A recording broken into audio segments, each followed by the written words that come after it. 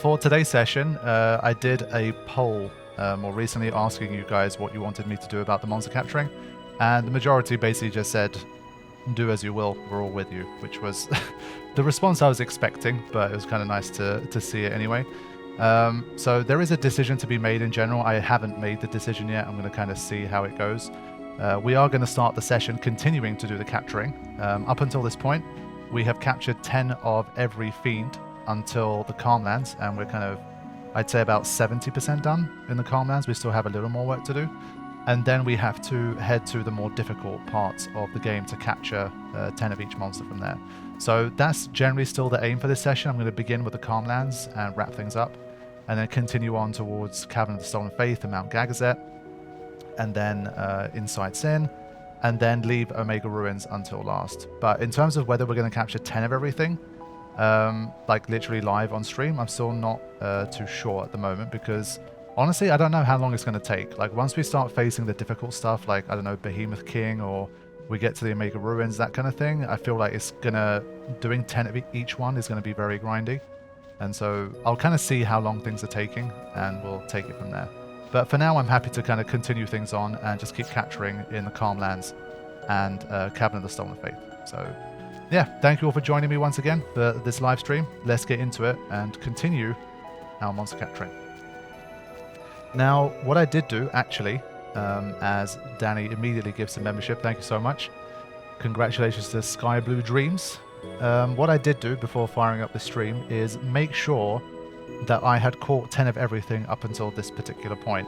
And it turns out that there was one fiend up until this point that I'd only caught 9 of instead of 10. So I'll leave you guys to try and guess which one, and if anyone gets it, I'll be very impressed. So there is one fiend until this point, not including the Calm Lands, that we had caught 9 of instead of 10. So put your guesses in the chat for which fiend we were missing so far, as I continue to try and capture a few more. So yeah, don't count the Calm Lands, so stuff like Shred doesn't count. So everything from Besaid all the way up to Markalania, basically, we're missing one. I'll narrow it down soon. I highly doubt many people are going to get it. But we do need shreds. We need 7 shreds. We've only caught 3 of them so far. So we need to get going with that too. So I think today I'll try to stay a little bit more focused on the game and just get through these more quickly. I'll definitely obviously be glancing at chat and looking at things. Shred is down to 6. Flan, I need 2 more. Neberos, that was the final one.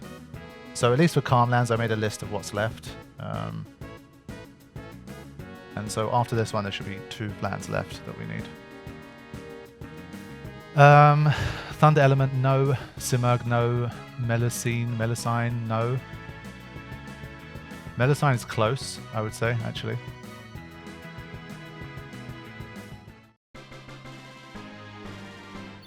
No worries, Tony G. Thanks for popping anyway. Appreciate that. Even closer, Carithian. Not quite there. Yeah, you have the correct species.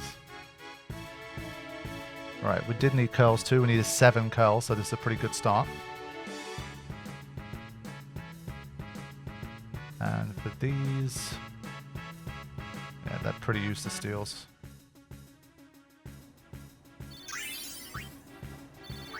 For Flans, wouldn't it be easier to use Demi?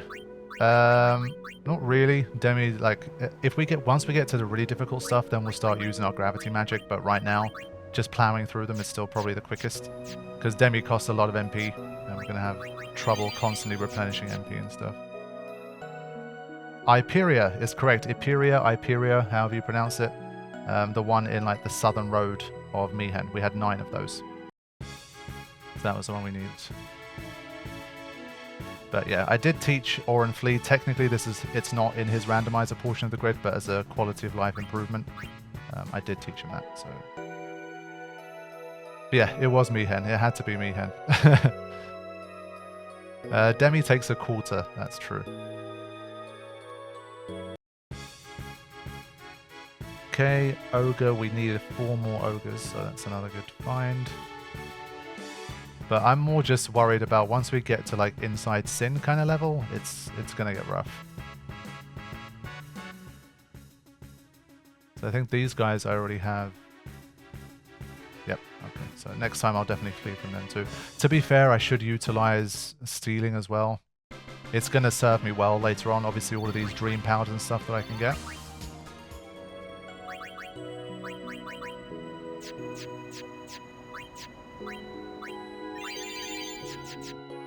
Thank you, Tony. Appreciate that. Yeah, Omega Ruins, I think maybe first time through, I'll try to focus on just trying to complete the Omega Ruins as opposed to capturing anything, because that makes everything much harder, of course. So I think for Omega Ruins, once we get there, we'll turn it more into a let's try and complete the Omega Ruins with the randomizer grid. And why am I not encountering anything? What the hell? Why is this taking so long? Okay. Did I... Nothing's like toggled on in terms of no encounters. You guys seeing this? What the hell? Okay. That was so random. I ran so long.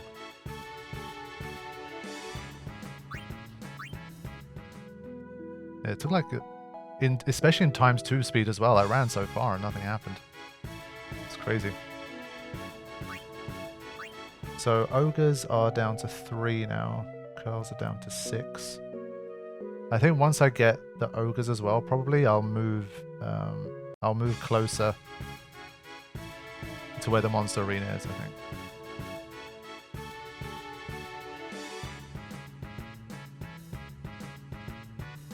There we go. Nab a steel as well. Randomize also randomize enemy encounter positions. Yeah, it seemed like it for a moment there. Like, I can't remember the last time I ran around for that long and nothing happened. It's weird. Of course, Karifian coming in with the knowledge. This is something that he shared with me recently. There's always been like these kind of drawings and things available for, like, depending on what part of the map you're in, which encounter set that you get is not always the same. Obviously, the game literally tells you to come to this point to be able to get like the bigger encounters.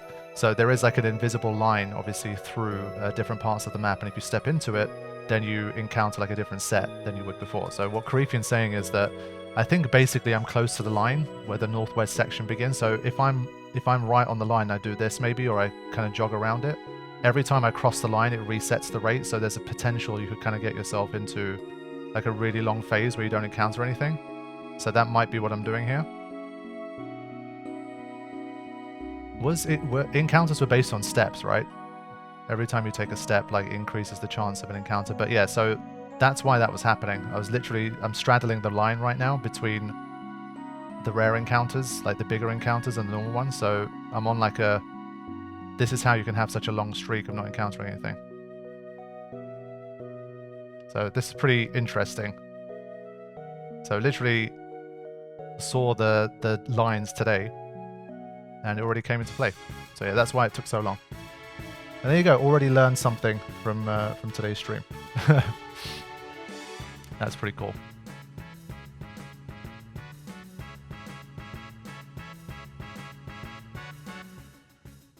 Yeah, those dream powders are definitely going to be nice.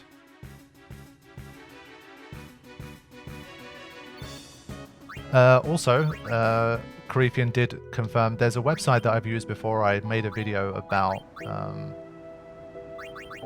it was the whole thing about when the gang is in Macalania and the lake ice breaks and they actually fall on top of Sin, and Sin kind of basically catches them, almost saves them. And one of the ways in which that was kind of really confirmed was through a website called NoClip, and that allows you to literally just have a free camera through like the different maps of Final Fantasy X. And by doing that, you could get a much clearer picture of some areas that you normally wouldn't. And that same website, I think as time goes on, they're adding more and more information to it. And Karifian, again, he shared with me a couple of things. They've added some stuff about like the encounter areas of the map and the tables and stuff. And apparently, as I said, I think when we did the episode for Jose, there's always been talk about like, do you encounter the Simurgs, like the little birds, in the sunny patches? That was always like a bit of a myth, and I always said like I'm pretty certain it's not true, but it's just something that people have, you know, there's some portion that it's almost like a superstition, I guess. But Carithian sent me some footage, well not footage, but like a screenshot from NoClip that shows the encounter rate kind of segments for Jose. And it's literally just kind of 2 patches. It's basically the first like 60% or so of the road, and then for the final 40% you get a different encounter set. So the whole like small sunny patches thing is just not, it's not true basically. So that's kind of been, I guess, like definitely proven, myth busted. So yeah, it's interesting stuff. I'm gonna have a look at NoClip again at some point. It's been a while. I haven't been on it for maybe 3 years.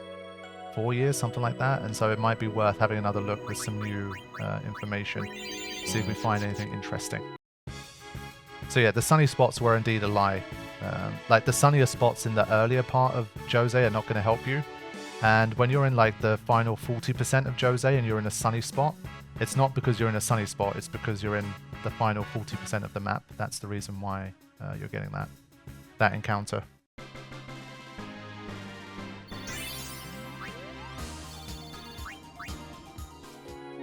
So yeah, if you're looking for Simurgs, all you can really do is just hang out in the second half of the road, basically.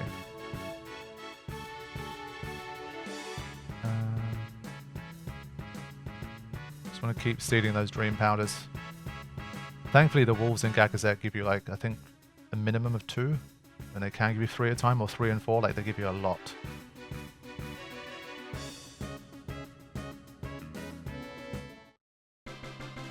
Will you be doing the Dark Aeons? If so, are you going to do it with the standard characters, or will you be making use of Lulu? Well, it depends really. We're going to see how far we can push it. At this point, I don't really know.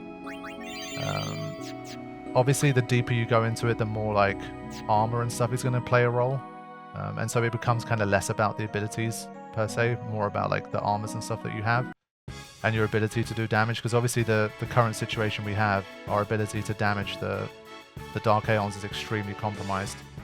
And normally when you're this kind of underpowered, you need to utilize either your own Aeons, or you need to use like Trio of Quad 9 or things like that. So yeah, we'll see. That's kind of a long way ahead at the moment.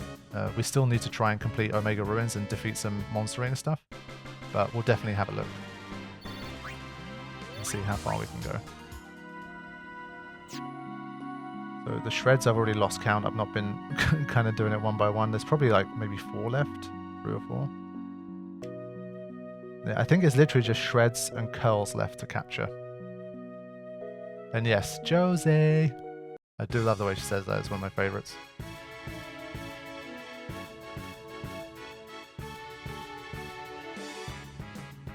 And yeah, as for more general like channel news, I finished recording the Elden Ring DLC last week, and so as a result I've kind of freed up my recording schedule a little bit more again. So I'm going to start to push ahead a little bit more with Final Fantasy IX attack only. I've kind of been doing the bare minimum for that at the moment in terms of recording, and so we're going to push on with that, and then it brings us another step closer to me starting the Carithian Final Fantasy X Master mod, which I've been looking forward to for quite some time, but the schedule's just been too crazy. And so we're going to get there soon. Okay, I think we're just going to flee.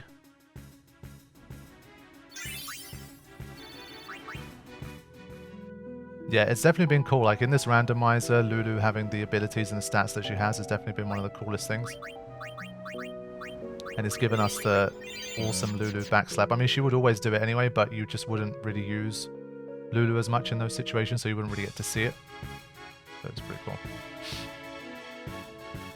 Yeah, this will do. Yeah, Carithian, you need to get your kind of final updates in now, because I should be ready to start fairly soon.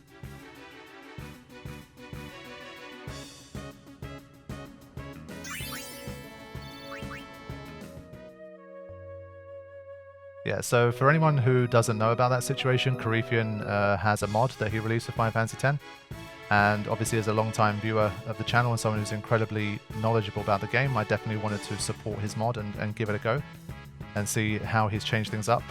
He's had plenty of time to also study and check out the P Birdman mod and see like where he did things well and where he didn't do so well.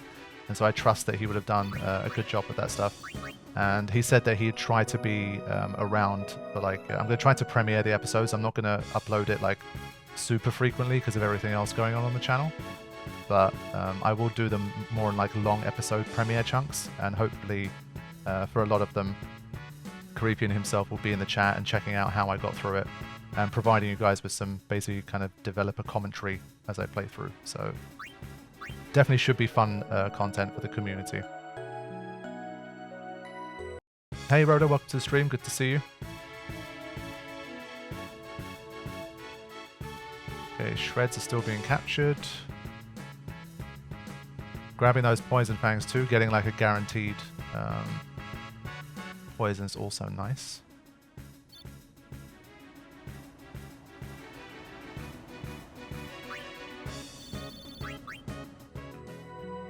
Playing Final Fantasy VII Original, I'm level 80 and still on disc 1. That type of thing is strangely kind of popular and interesting. Like most recently, there's a YouTube channel, I think his name is Dr. Swellman. He made some pretty cool videos about like speed running and like cool challenges and stuff that happen. And he posted one recently about some people that set themselves the challenge of trying to defeat the water flan, the tutorial water flan in Besaid before Lulu comes in, so just purely with Tidus' strength stat. And obviously the way to do that is by like grinding piranhas and stuff right at the beginning of the game for like a stupid amount of time until you push Tidus' strength stat high enough to be able to do the damage needed to take out the first water flan just purely on strength alone. And so that kind of challenge, I think people have always found pretty fascinating. Like for me, I've definitely done plenty of grinding for sure, but especially nowadays, like I'm not, it's not my kind of challenge, let's just say.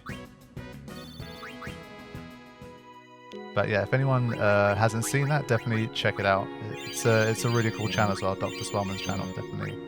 Seen a few good videos of his, particularly about Final Fantasy X, so definitely worth a watch. But I think the first time I came across that type of thing was when someone, I think they did it with cheats first, just to kind of see what happens, and then obviously some people wanted to do it kind of fully legitimately and stuff as well.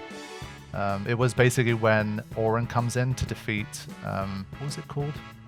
Is it the Raldo in Mihem? And yeah, like basically people wanted to see what happens if Tidus basically just kills the Raldo before Auron comes in, because it's obviously really funny if he manages to do it before Auron. And so that's the first one I've seen, but I hadn't seen someone try to do it for the water flan, which was just ridiculous.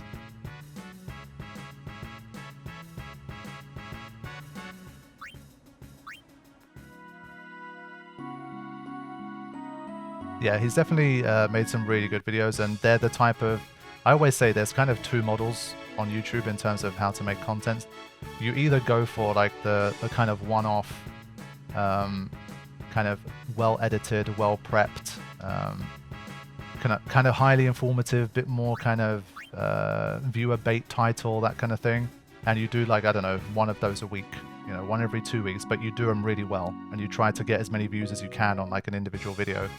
That's one way, or you kind of go the more Dansg08 way, where you try to kind of just have more of a consistent schedule and upload like episodic stuff and that kind of thing. Obviously, I try to do a bit of both. You guys know over the years at this stage I've done tens of like singular videos that take a lot more effort, but I think you kind of not committing fully to both is probably not the best idea. I wouldn't recommend it. Probably just like pick one and stick to it. I think the good thing about doing that type of thing is like, if you do like one-off videos, singular videos, they're a bit more easier to kind of repeat and stay on that kind of theme, I reckon. So like, let's say you do one speedrunning related video and it does really well, then I think it's just easy to just like, okay, make another one, and another one, and another one. And so I think it's a good model. Like if I could do it all over again, As much as I love the LPing, maybe I would have given that a go first and seen how that would have worked on the channel. But I generally just enjoy the LPing and the day-to-day kind of way I run the channel too much to kind of change the model. I like how I do things. But I definitely think the algorithm likes having channels that just make, like, let's say 1 video a week, but makes them kind of the best kind of content that they can make. Not too long, not too short, just that type of thing. I think it works really nice. But there's definitely more than one way to do this thing, and well, I should be proof of that. So don't listen particularly to what anyone says. Just do what you think is right and what you're going to enjoy the most. Okay, once I hit the shred limit, it should just be curls here. We're still capturing shreds. Sheesh.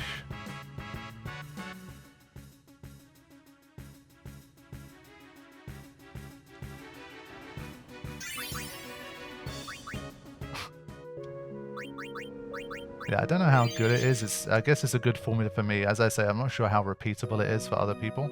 I don't think there's too many people that do it the way that I do.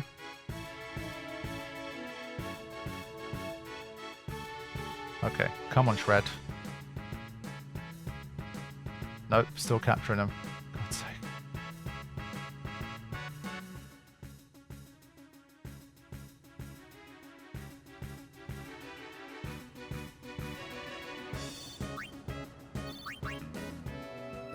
Trying to venture a little bit further. I feel like curls just not appearing, but at least the shreds are finally coming through. Thick and fast. Okay, finally. So now we should just have some curls to catch. Would love to get some of those double curl encounters. I don't think curls specifically are more likely to appear on, like, the northwest side.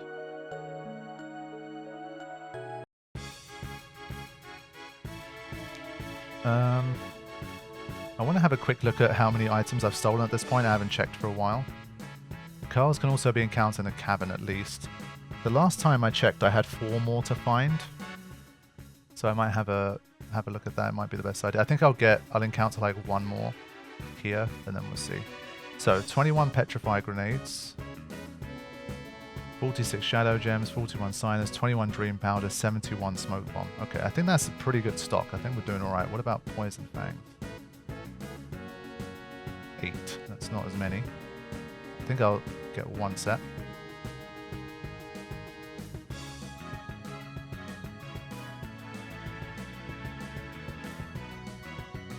Okay, now we can get out of here.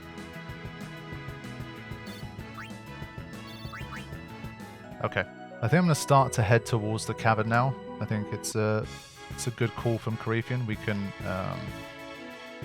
can encounter curls there too, so we might get the final few that we need from there. So we'll speed things up a little in the meantime.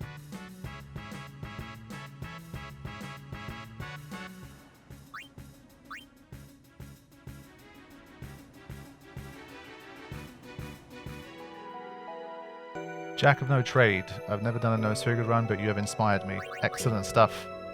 That's where, like, the Final Fantasy X bug truly began for me. Once I started getting into things like no sphere grid, there was kind of just no turning back. That was like... That's when I really started to get deep into the game.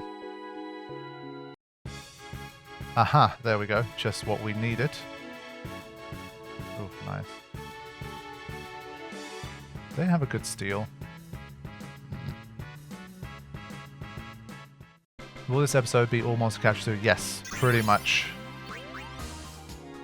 Even on ×2, monster capturing is always a grind.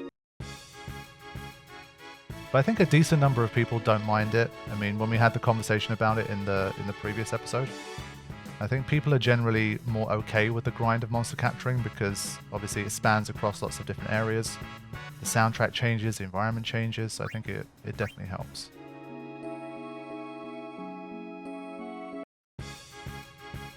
Okay. Is this the last one? It could be close to the last one. Okay.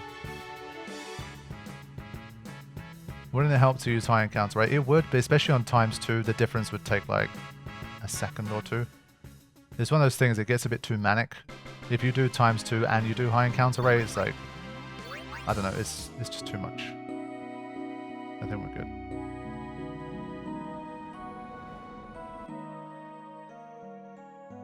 Hoffenheim, welcome to the stream. And yes, indeed, unfortunately, Turkey bowed out of the Euros, but we had a really good run. I think we kind of went further than I ever expected, so I think I'm far from unhappy at how it went.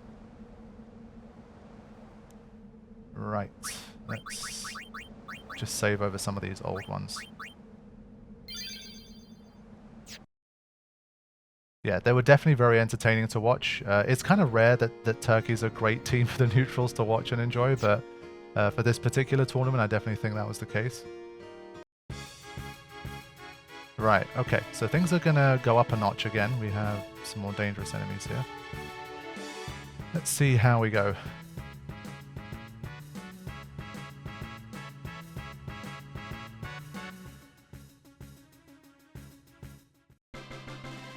And yeah, definitely Arda Güler certainly made even more of a name for himself, like a few Turkish players did, for sure. I think that some of their market value definitely went up.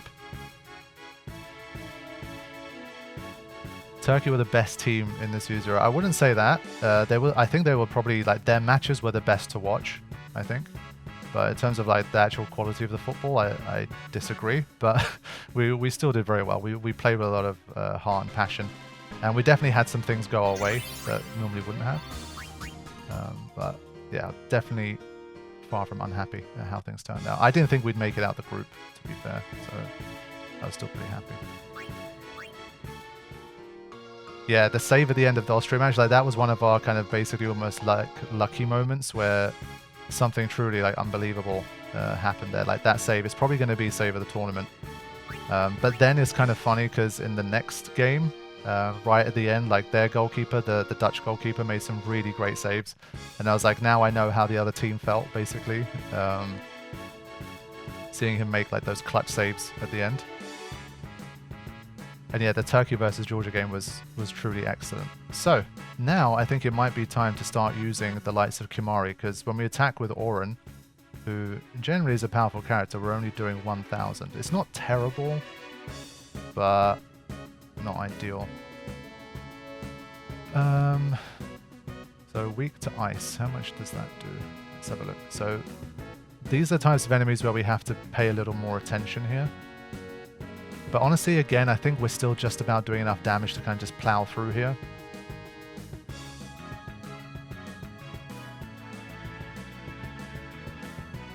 Yeah, Blizzara will be too strong. Especially on ×2, like it's not too bad, you can still get through. No worries, Rhoda. Take care. Hopefully we'll see you when you're back. But I'll probably hang near the save sphere here until I capture most of what I need.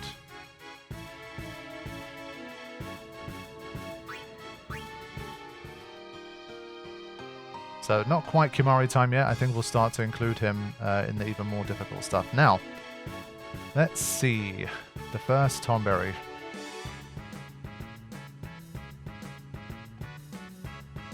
As Lulu would say, how shall we do this? First of all, again, I need to get a gauge on how high its defense is and how much damage, obviously, the counter is doing. So let's have a look. 3000. Defense seems to be basically nothing. Oof. That's nasty. I wasn't expecting that strong a counter. Sheesh. Okay.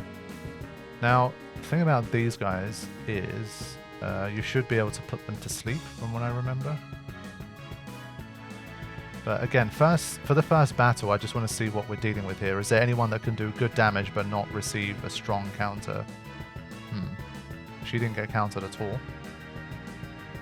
But let me do a little test here.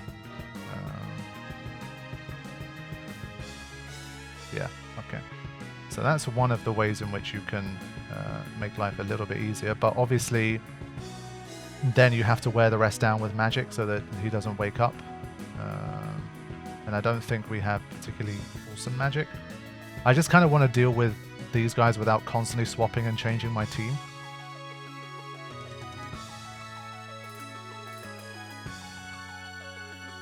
Let's see. 4,000. Okay, that's not too bad. I'd say that's alright. So I think Tomberry is the one to watch out for because it's one of the rarest. I think once we capture 10 Tomberries, we should probably have 10 of the rest. So we'll see how it goes. Kenan Yildiz and Arda Güler have a bright future. Yeah, Kenan Yildiz, I think he was the one of like the kind of the talents that didn't shine as much. I don't think it really worked as well for him. But obviously Arda Güler had an incredible tournament. He started off a little sluggish, but he definitely got better. Yeah, you can throw Shadow Gems, but as I say, we've got 46 of them, which sounds like a lot. But once we start getting to like Inside Sin and Omega Ruins and stuff like that, those Shadow Gems are going to get eaten up very fast. So I kind of want to keep them in the pocket for now. So I think this is one of the final areas where we can still mostly just power through and not worry too much. But I think Gagazet and obviously Inside Sin is going to be a bit of a different story. So I will stick near the save sphere just to more easily just recover MP if I need to do anything, and HP. Right, 3 at a time, that was good. I think I will use another... Oh, it kills them all. Man, they have such low HP. Holy shit. I didn't think I'd kill them all with like 1. Damn, okay. Item's just OP, man. Okay, this is also a pretty good encounter. These 2 should be enough. Yes. Let's see, 1,800. What do they have to steal? I think their rare steals may be good. No.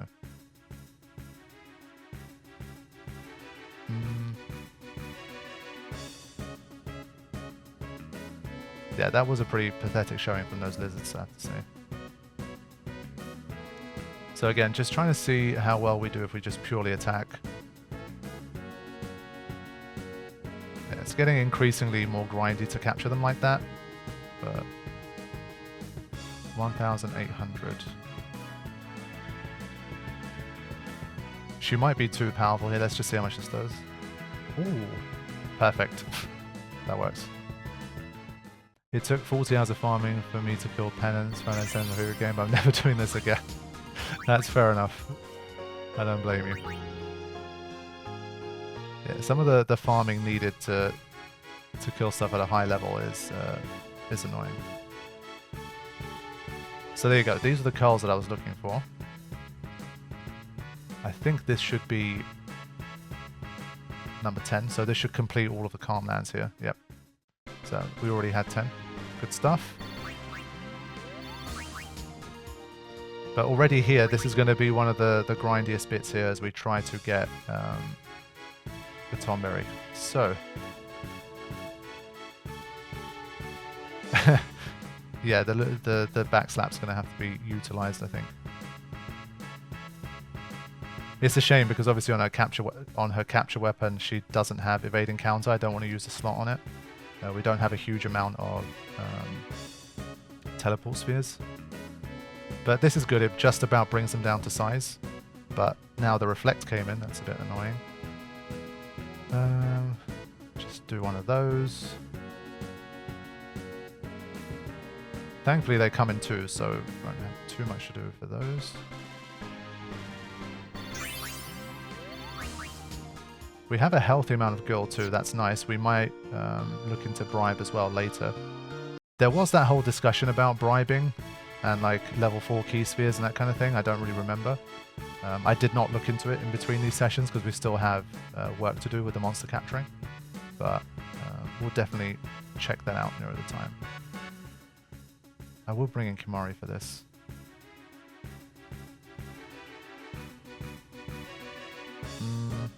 Is there anything that does good damage to him?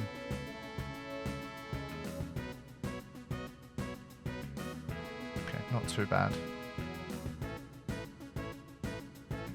Oh, okay, the elemental affinities change every time. Oh, what a bastard. This one halves. So the other one was 1.5x for Blizzard, but this one gives you nothing. Lame. What can you steal? Okay. Okay, that might help in some scenarios, I guess.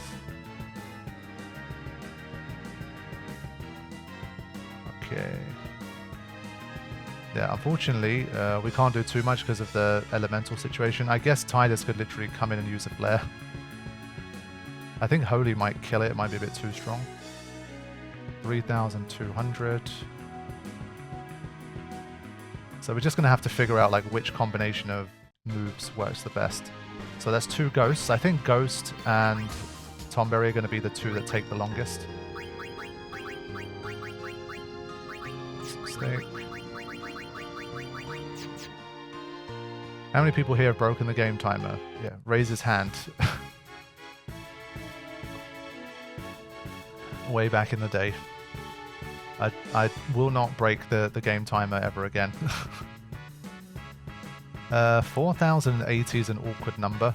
I think again, can we put them to sleep or silence them? It was one of the 2. Let's try. Yeah, that works. So 3,000 now. Firaga will probably kill them. What about... They half everything else. Why are they being annoying like that? I think... can Auron one-hit KO from here? Yeah, he can. Okay, so we'll do it like that. Nice. Dan Byrne, thank you for the 5 gifted memberships. Appreciate that. How's your German doing? It's progressing too slowly for any changes to be noticeable over the course of weeks at this stage, I would say. It's just been so busy, I haven't been able to dedicate as much time as I'd like to my studies.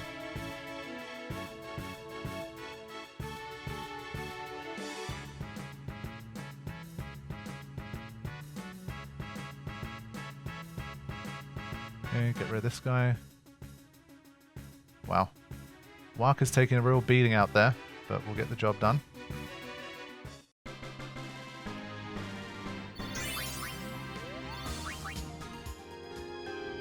Yeah, just being able to farm encounters near the save sphere is always so good, but I'll remember to save as well. If it's been a long time since I've saved, especially now, when we're starting to face more difficult enemies in capturing, definitely remind me to save.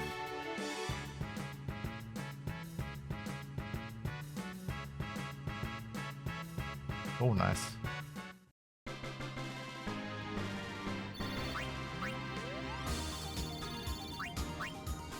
Thank you, bro. Exactly what I needed. I had a German foreign exchange student live with me for a year in high school. I promised him I would become fluent. Now it's a race between keeping that promise and my death. Yeah, fluency, like especially as an adult, it's just hard, man. We had a lot of conversations about that in the last session. It's definitely very, very tough. Got a lot of respect for people that can become fluent in a language as an adult, especially if you don't live in the country. I think that's a big caveat. Like if you don't live in the country where it's natively spoken, then I think it just gets exponentially more difficult.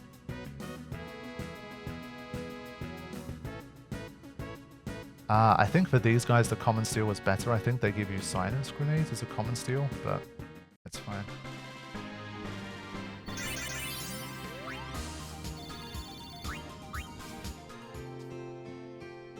I think I'll have to move there to actually achieve it. Yeah, exactly. I think that would probably help a lot.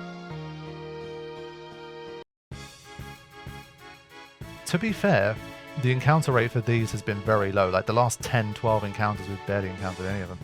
But I'm not wasting any time with them. I don't think they have anything we particularly need. We're going to get like stamina tonics and stuff anyway. I thought the stamina tablet might be useful, but it should be fine.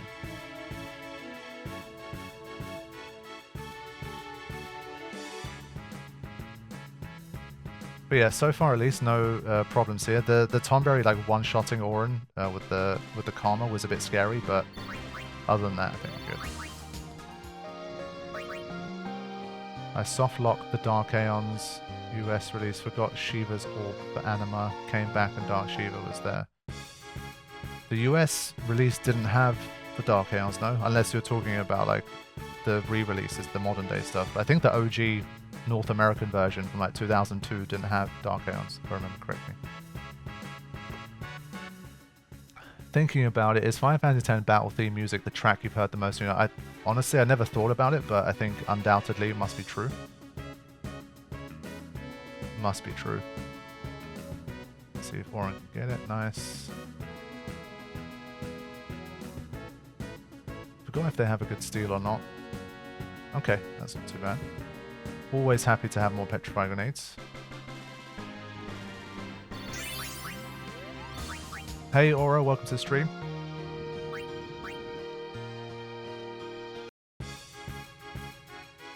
Yes, the first Valaha we've encountered. Let's see if we can take it down.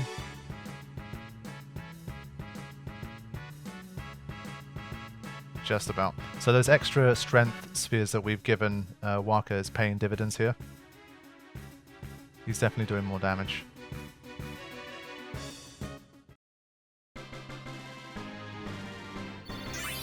But yeah, unfortunately it's definitely one of those things where if you're playing a version of Final Fantasy X with the Dark Aeons, which I would say is 99.9% of people nowadays, you've got to be careful with them destruction spheres, man. Otherwise you're going to be in for a nasty surprise.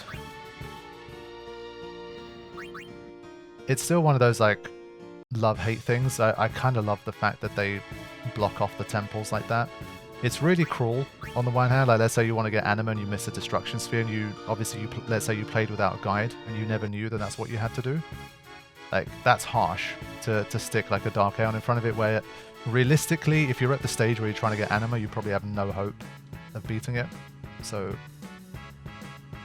definitely harsh, but it's, I don't know, part of me thinks it's kind of cool too.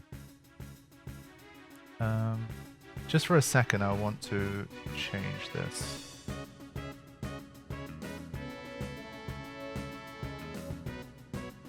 This one. Let me just see what the common steal is. Yeah, 2 silence grenades. To be fair, we already have a decent chunk of them, but I'm still gonna just grab another. I think that should be 9 of those. First time I got back to Besaid, I was scarred. Yeah, that's what I'm saying. Like, the way that they integrated them, I think was kind of cool. Like, a lot of them are just surprise, like ambush encounters where you just wouldn't expect that you'd run into them. So I think they kind of did that in a cool way.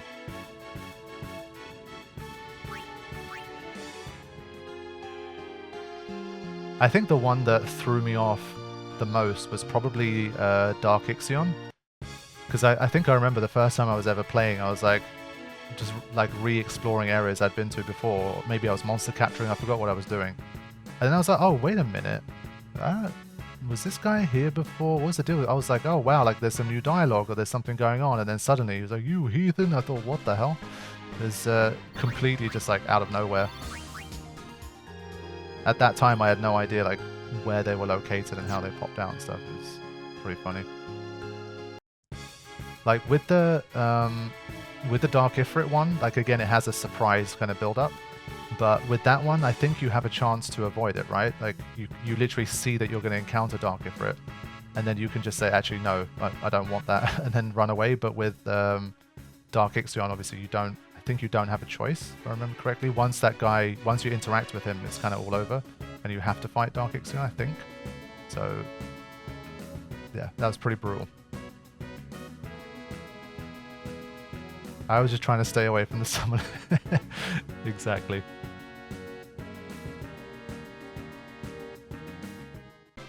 The beauty of not having a game spoiled by reviews and the internet. I love being immersed and not knowing what will happen next or what to prepare for. Exactly. That's why I still try my best to play new releases the same way I used to play them all those years ago, without like reading reviews or having guides or any of that kind of stuff.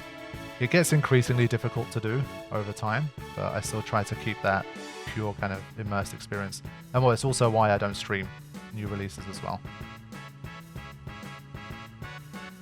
With Dark Ixion, you do have a short window to bolt after triggering cutscene. Okay, fair enough. Good. And yes, good pun.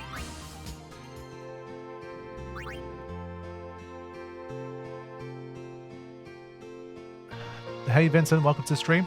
Good to see you. Thanks for joining us.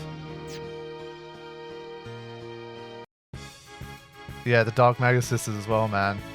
That one's also like, again, the way that they constructed them is kind of, it really is love and hate, because you do the whole running away thing, and it's just like the way that they construct that, it's so like anxiety inducing the first time you run into them. But again, I'm trying to remember, for the Dark Maguses, is if you complete the whole like running away thing, there was a save sphere for you to avoid the encounter, right? Like let's say you get to the end of it, you could still avoid the encounter, right?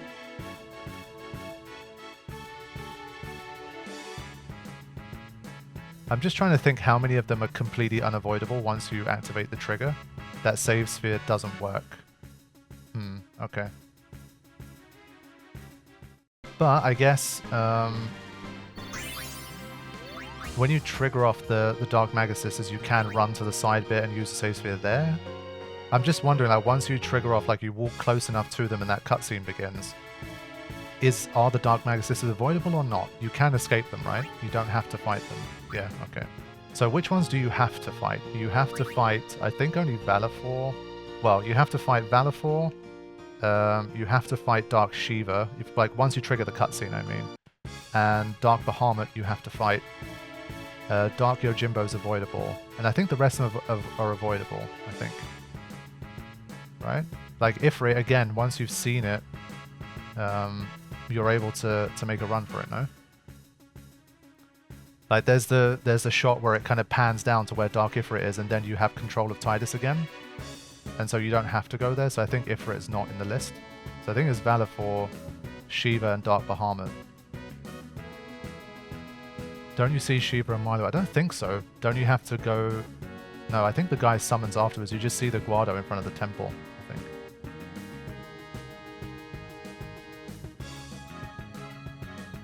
So I think it should be 3, where like as soon as you see a cutscene related to them and like a trigger, then that's it. You have to engage.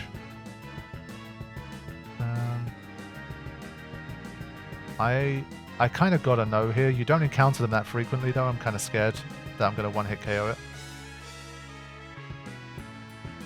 I want to see how much this does. 3,000. That's pretty nice.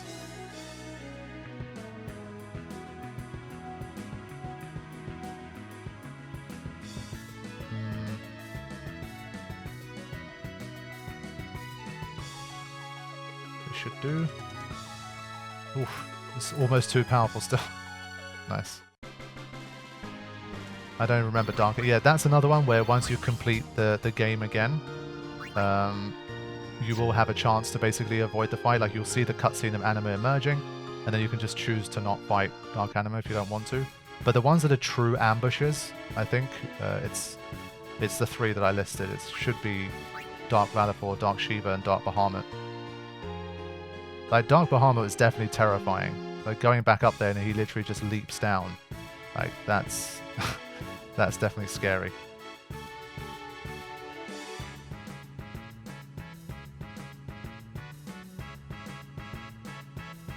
Try and get a few more steals. I think this is the last time I'll encounter these guys. I've already captured enough, but I just wanted a few more steals.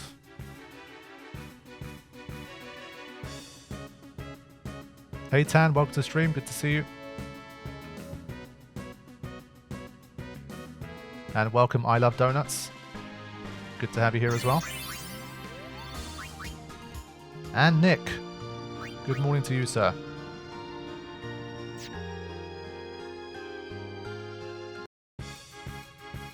Okay, I think this is only the second one of these we've encountered.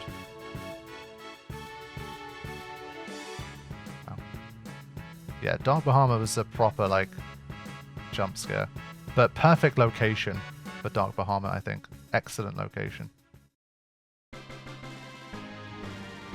Any tips for fighting penance using Ribbon Plus break HP limit armor?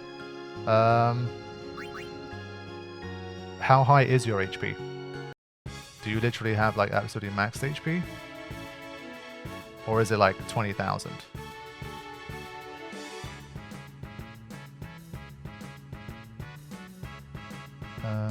For this, we were just doing that and it's working well. Yeah. Can't do that no more. Let's just plow through. 20k HP. Yeah. Then honestly, I don't think it's the best choice. Like stuff like auto regen probably is not going to be that useful at 20k HP. I'm sure it can still be done, but it's kind of not ideal. I'd rather do the kind of standard non-break HP limit if I only had 20k HP.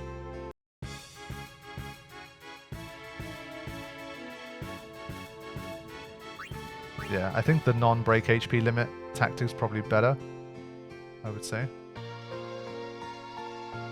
Because you don't need Ribbon to fight Penance, which makes the farming for it not quite as bad.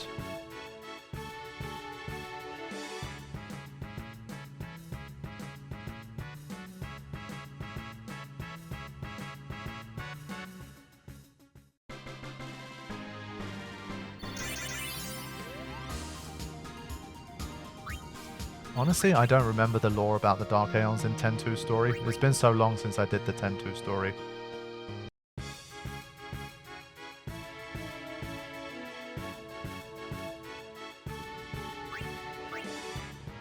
But yeah, in my walkthrough of the game, I basically use the non-break HP limit method, so it's definitely a video worth watching. It should give you the general idea of how to do it without breaking the HP limit, just like the different ingredients you need and what to do when the battle actually starts. Like making sure you have some extra buffs and stuff to make sure you survive every attack. Are there different encounter tables for this room? Yes. Yeah, so there's definitely some different ones. There's, I think P. Birdman's Ultimate Companion Guide has it, and there's a few resources that show you what the encounter, like the different patches of encounters for this area are. So, yes.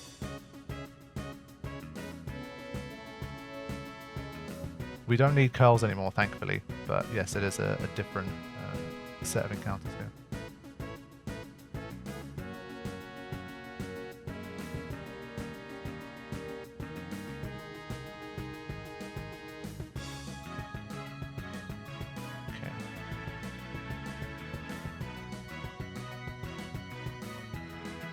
I wanted to challenge Penance with my armor setup and I was doing pretty well, but it did become a struggle at one point keeping everyone healed. Yeah, I think it pretty much always comes down to keeping the arms down.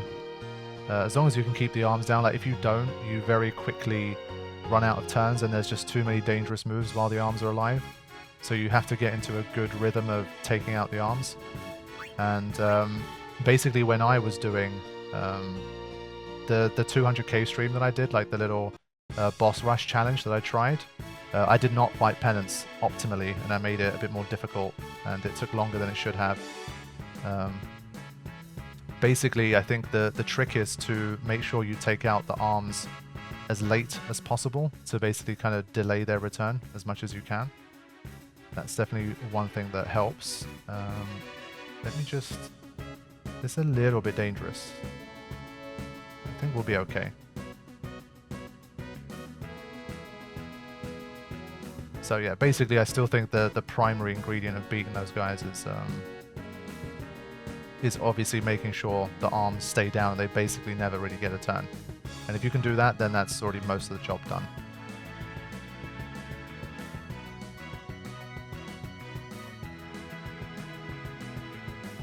Should be able to finish this off before the next turn.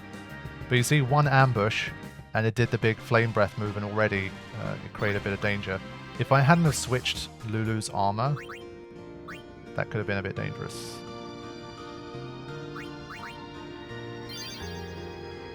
I think once I get to like Inside Sin and stuff, I'll probably have to have a first strike person, just to make sure.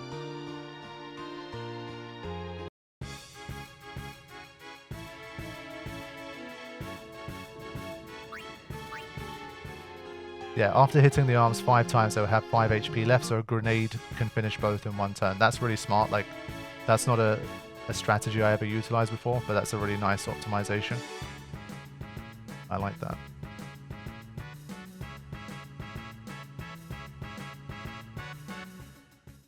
Penance regenerated 1 arm and instantly did Judgment Day. Ah, yeah, that's annoying. Yeah, obviously that's one of the biggest reasons you need to keep.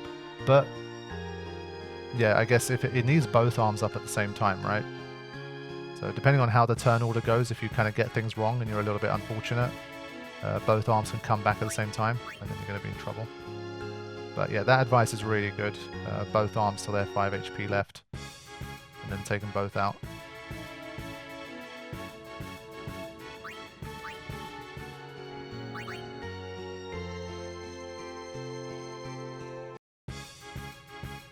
Okay, I think this is the 5th time. Either the 4th or the 5th time I've encountered this guy. I want to use a Holy this time. I doubt... Is it going to do quad 9? There's only one way to find out. I need to know. This could really make the battle shorter. Ah, damn it. Yes, it is. Okay. Fine.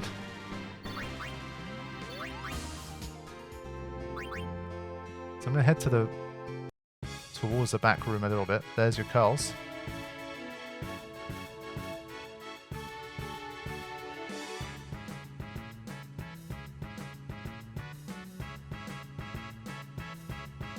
Still kill him anyway.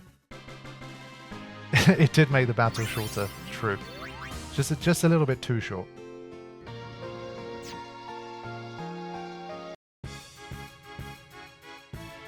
Which monster was the worst for capturing due to RNG? For me, it tends to kind of change every run. Some runs, like when I'm in the Omega Ruins, for example, like sometimes certain enemies just don't appear. Sometimes it's a Tomberry, sometimes it's the Ghost. For me, it tends to always change. So let's see how much Waka is going to take. Nothing. So I think it's a bit of a luck one. For whether they get hit or not. But yeah, Simurgh's definitely one of the classics.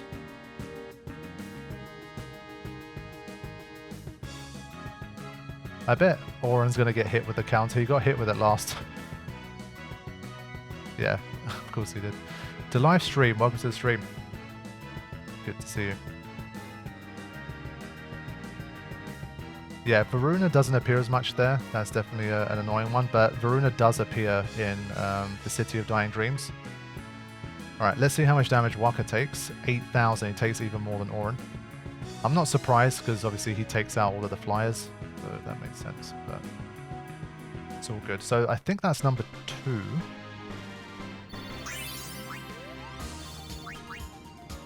Yes, Helma is another one that sometimes weirdly just takes forever. Helma just will not appear. It's annoying.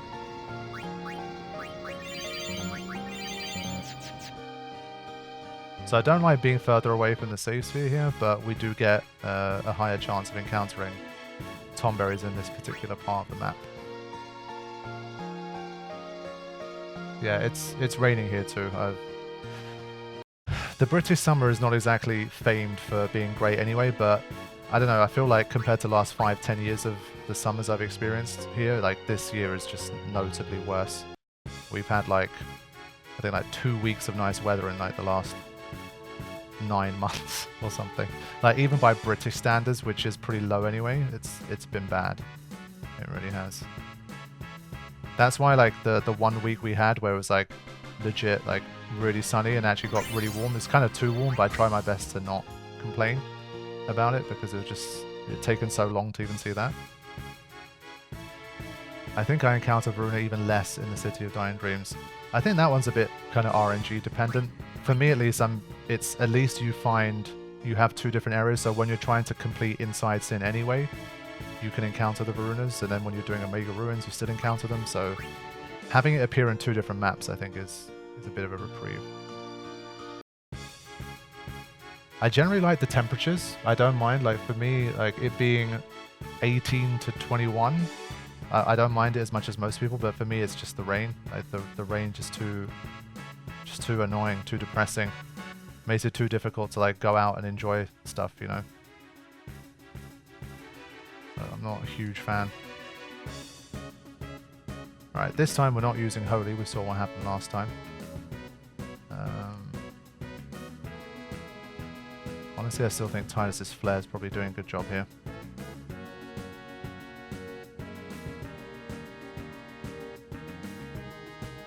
Only good thing is the weather's keeping the wasps well away. That's true. That is true.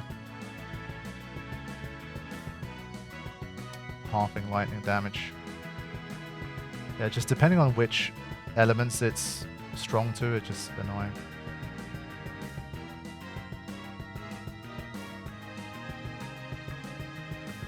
But thankfully it's not actually dangerous to us because it's very slow. And it doesn't have like attacks that can kill the whole party and stuff.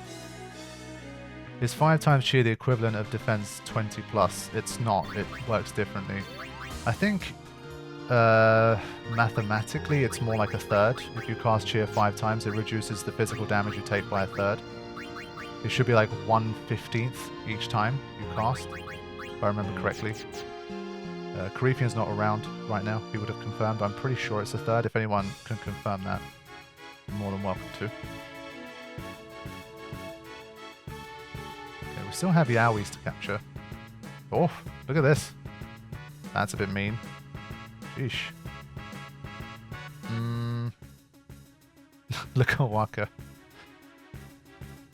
The unassuming Yowies. They got a bit lucky, I think, to petrify twice.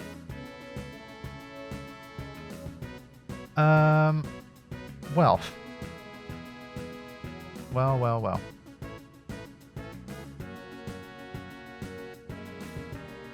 First of all, let's do that. Let's not get a game over against these guys. If you have max stats, do abilities like Cheer still do anything? Yes, indeed they do. Cheer basically takes you kind of above and beyond 255 defense. It's awesome. So definitely utilize Cheer. It's one of those things I just never really understood how powerful it was. Are you kidding me again? What the hell? But yeah, Cheer is definitely very powerful. Alright, that's enough from you guys. So I think that's 9 of them now. We do need to encounter one more set.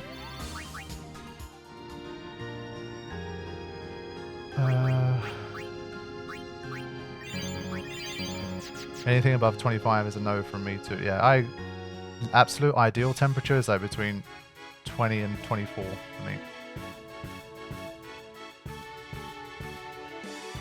Which elementals? Okay. This should work well. Oof, almost worked a bit too well.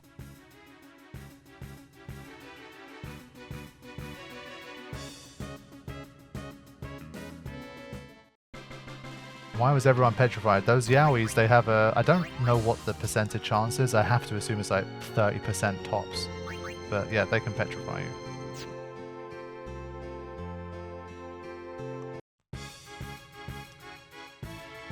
Is there any point of doing Ultra Null All during Penance Fight? Yes, because it gives you 5 times Cheer. Which can help, as I've mentioned already. But if you want to cast it manually, then I don't think it's going to be of much benefit to you. But the reason you do Nuddles is not really for the elementals, it's more for the passive boost it gives you. Like the 5 times Cheer effect and that kind of thing.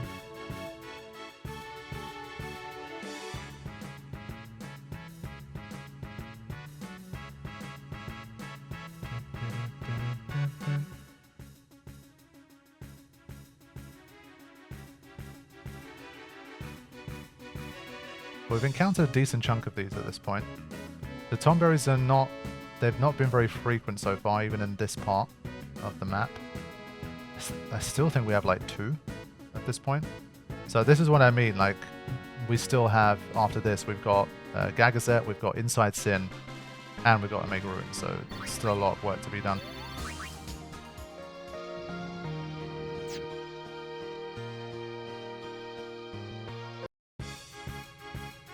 But I think for these guys we must be getting close to having 10 now. Let's double check.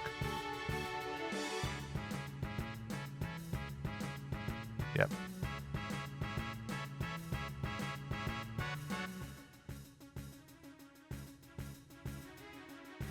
Okay, so for this one we can definitely flee this encounter. This should help to speed things up a little.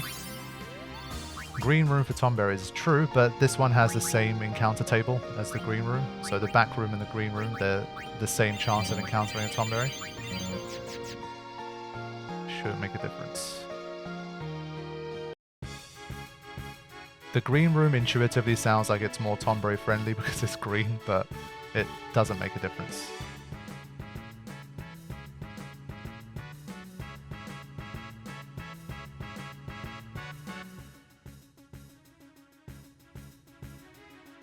Oh yeah, this one we can flee. Keep forgetting. I think we're going to fill up our equipment soon as well.